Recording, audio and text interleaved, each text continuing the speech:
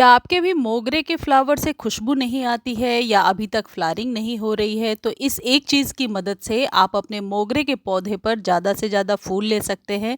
फूलों की खुशबू 2-3 दिनों तक रहेगी और जो फूल खिलेंगे वो 1 से ज़्यादा दिन तक टिके रहेंगे। कलियाँ मुरझाकर भी नहीं गिरेंगी, पत्ते भी पीले नहीं होंगे और साथ ही साथ सबसे इम्पोर्टेंट चीज़ ये है कि आपके पौधे पर किसी भी फंगस का अटैक नहीं होगा।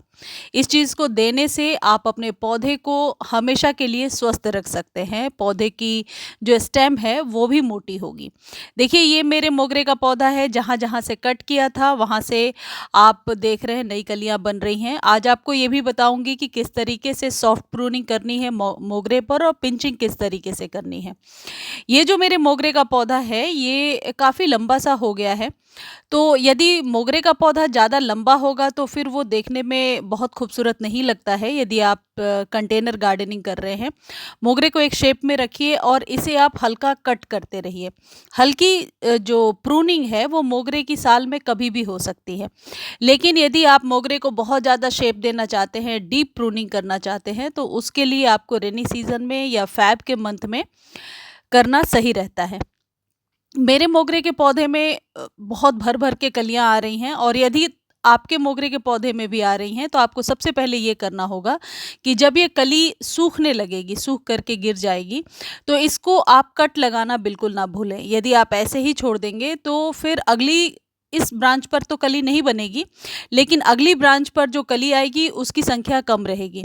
तो मोगरे के पौधे पर फूल लेने के लिए एक ये ट्रिक आप हमेशा याद रखें कि फर्टिलाइज़र से भी ज़्यादा ज़रूरी है कट लगाना। तो आपको क्या करना होगा, देखिए जैसे मैंने यहाँ से कट किया है और यहाँ से न्यू ब्रांच आ रही है। यदि मोगरे की पत्तियाँ भी सूखने लगी हैं, तो आप पौधे को मल्च करके रखिए। मल्च करना भी अभी मैं आपको सिखाऊँगी। देखिए पहले कट करना मैं बता देती हूँ। यदि पहली फ्लावरिंग आ रही है और इक्का-दुक्का ही फूल खिल रहे हैं, तो उन्हें यदि आप कट कर देंगे, तो आप देखेंगे कि वहाँ से न्यू ब्रांच आ रही है और गुच्छों में फूल आ रहे हैं। यदि गुच्छों में फूल आ रहे हैं, तो फिर वेल एंड गुड है। जो पतली डंडी निकली हुई है, जिस पर आपको लगता है फ्लावरिंग नहीं होगी, उसे आप कट कर दीजिए और एक शेप दे दीजिए। इससे आपका पौधा घना भी होगा और पौधा जो है देखने में भी खूबसूरत लगेगा। दूसरी चीज़ ये है कि मोगरे को हमेशा कैल्शियम युक्त खाद चाहिए। मोगरे पर बहुत सारे वीडियोज़ मैं शेयर कर चुकी हूँ और बताया भी है कि किस तरीके से फर्टिलाइज़ करना है। यदि आपके पास कैल्शियम नाइट्रेट की गोलियाँ हैं, तो मोगरे को आप कैल्शियम नाइट्रेट 4 या 5 दाने हर एक 15 दिनों पर दे दिया करें। इससे मोगरे के पौधे की स्टेम भी मोटी हो जाएगी और पौधे पर न्यू-न्यू कलियाँ भी आती रहेंगी। और यदि कैल्शियम नाइट्रेट नहीं है आपके पास तो आप ये कर सकते हैं कि चूना 1 चुटकी ले सकते हैं। चूना जो पान के दुकान पर मिलता है वही वाला चूना चाहिए। 1 चुटकी से ज़्यादा नहीं लेना है कि एक्सेस ऑफ लाइम जो है आपके पौधे को अल्कलाइन कर सकता है। देखिए मैं ये यहाँ से शेप दिखा रही हूँ कि जब ये फूल सूख जाएँगे तो आपको कहाँ से कट करना है। किसी मेरे व्यूअर ने पूछा था कि फूल जब सूखने लगते हैं तो कट कहाँ से लगाना है। कम से कम 1 इंच नीचे से जहाँ से 2 पत्ते निकले हैं, वहाँ पर आप कट कर दीजिए। तो चूना आप डाल सकते हैं और जो बेसिक खाद है जैसे वर्मी कंपोस्ट या कंपोस्ट वो तो आपको देना ही है। हर 1 महीने 1 या 2 मुट्ठी ज़रूर डालिए।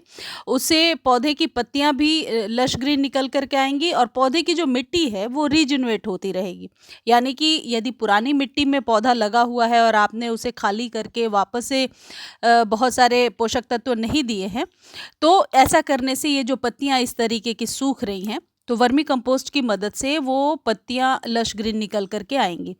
यदि आपके पास ये भी नहीं है, चूना नहीं है या कैल्शियम नाइट्रेट नहीं है, तो एक चीज़ और आप इस्तेमाल कर सकते हैं। देखिए मैं 3-4 खाद सिर्फ़ इसलिए बता रही हूँ कि जो आपको सुविधाजनक लगे, वो आप यूज़ कर लीजिए। आप एनपीके 19-19-19 1 चम्मच आप 1 लीटर पानी में डालिए और उसे अच्छे से स्प्रे कर दीजिए। लेकिन कोई भी खाद देने के पहले पौधे की गुड़ाई बहुत ज़रूरी है। देखिए मेरे पौधे की मिट्टी कितनी भुरभुरी है। सख्त मिट्टी में कभी भी पौधा अच्छे से फ्लावरिंग नहीं करेगा। तो गुड़ाई हर एक 15 दिनों पर कीजिए और वो एनपीके वाले खाद से हर एक 15 डेज़ पर अच्छे से स्प्रे कर दीजिए। जिनको ये समस्या है कि कलियाँ गिर जाती हैं या फिर बिल्कुल भी पौधे में अभी तक ग्रोथ नहीं हो रही है, तो ऐसा करने से ग्रोथ बहुत ही अच्छी हो जाएगी। आप एनपीके की जगह एप्सम सॉल्ट का भी इस्तेमाल कर सकते हैं। एप्सम सॉल्ट जो होता है वो आपके पौधे पर लश ग्रीन पत्तियां लेने में मदद करता है। देखिए, मोगरे को डेली वाटरिंग कीजिए, कभी भी ओवर वाटर की वजह से मोगरे का पौधा खराब नहीं होता। आप सुबह शाम दोनों टाइम पानी दे सकते हैं। अब गमले के ज़रूरत के अकॉर्डिंग, यदि आपको लग रहा है गमले की मिट्टी सूख गई है तो फिर पानी दीजिए, यानी कि मिट्टी को थोड़ा सा मॉइस्ट रखिए। देखिए, अब मल्च करना आपको बता देती हूँ क्या है। आपके गार्डन के जो भी पत्ते वगैरह हैं उन्हें इकट्ठा कर लीजिए और गमले में एक लेयर बिछाइए। जैसे देखिए, रूट्स के पास मैंने ये बिछाया और ऊपर से इसे मिट्टी से ढक दिया। ढकना इसलिए ज़रूरी है क्योंकि हवा जब चलेगी तो ये पत्ते फिर उड़ जाएँगे। तो बेहतर है कि आप या तो केले के छिलके ले लीजिए या खीरा वगैरह, या घर में जो वेजिटेबल्स हैं जिन्हें पील ऑफ करने के बाद यानी छिलने के बाद हम छिलके फेंक देते हैं, उन छिलकों को ऐसे ऊपर से ढक दीजिए। इसका फ़ायदा ये होगा कि आपका पौधा सूखेगा नहीं और सुरक्षित रहेगा। देखिए, ये है चावल का पानी। घर में जब भी हम चावल बनाते हैं उसके पहले ज़ाहिर है 2-3 बार अच्छे से वॉश करते हैं। आप उस पानी को कभी भी ना फेंकें, उस पानी को आप इकट्ठा कर लीजिए और उसे अपने मोगरे के पौधे में दीजिए। इसमें 25% कैल्शियम है और 45% फास्फोरस है, जो किसी भी प्लांट पर फूल खिलाने के लिए बहुत है।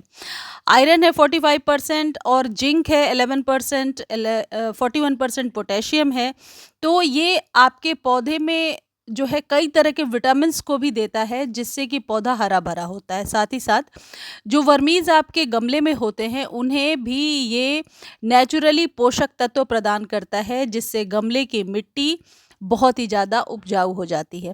तो ये जो चावल का पानी है ये आपके पौधे को गर्मियों में हरा भरा रखने में मदद करेगा। इसे फेंकना नहीं है, आप हमेशा इसे इकट्ठा करके अपने पौधे को दिया करें और ख़ास करके ये जो मोगरा का पौधा है इस पर तो ज़रूर दिया करें। अब देना कितना है, गमले की जितनी ज़रूरत है और वीक में 2-3 बार दे दिया कीजिए। जैसे आज ये पानी दे दिया तो नेक्स्ट डे कल नॉर्मल वाटर दीजिए, अगले दिन फिर आप चाहे तो चावल का पानी दे सकते हैं।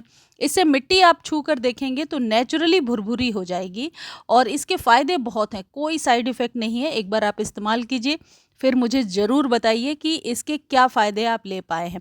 इससे रिलेटेड और कोई क्वेरी होगी तो आप कमेंट सेक्शन में लिख दीजिए, मैं ज़रूर आंसर देने की कोशिश करूँगी। तो ये 5 बातें जो होती हैं इनको ध्यान रख के मोगरे पर आप बहुत अच्छी फ्लावरिंग ले सकते हैं। मेरे प्रयास बालकनी गार्डन वाले चैनल पर जाकर आप और भी अलग तरीके के कंटेंट देख सकते हैं, जैसे एग्लोनिमा की केयर कैसे करें, स्पाइडर प्लांट की केयर कैसे करें। धन्यवाद।